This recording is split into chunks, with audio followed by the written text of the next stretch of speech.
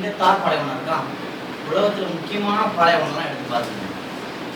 Great western டெசர்ட்னா Australia ஒரு பாலைவனம் இருக்குது.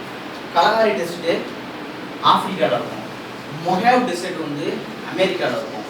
அப்புறம் வந்து சிலி பெருவில் டெசர்ட் இருக்கும். இதெல்லாம் என்ன காரணம் அப்படின்னா, எந்தெந்த பக்கம்லாம் குளிர் நீரோட்டம் போகுதோ அங்கெல்லாம் பாலைவனம் இருக்கும்.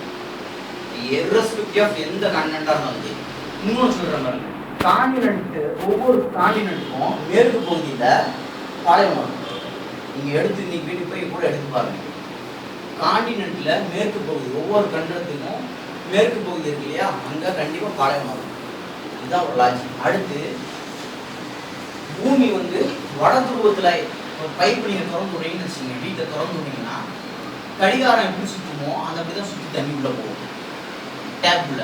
இதே உங்களுக்கு ரிலேட்டிவ் யாராவது யூஎஸ்ஏல இல்லை ஆஸ்திரேலியாவில் இருக்காங்க, நியூசிலாந்தில் இருக்காங்க, இல்லை சவுத் ஆஃப்ரிக்காவில் வந்து கேப்டவுனில் இருக்காங்க அப்படின்னா அவங்க டேப்பை திறந்து விட்டாங்கன்னா ஆன்டி கிளாக் எது கடிகாரம் சொல்லி இதுக்கு அவங்கள்ட்ட கேள்வி.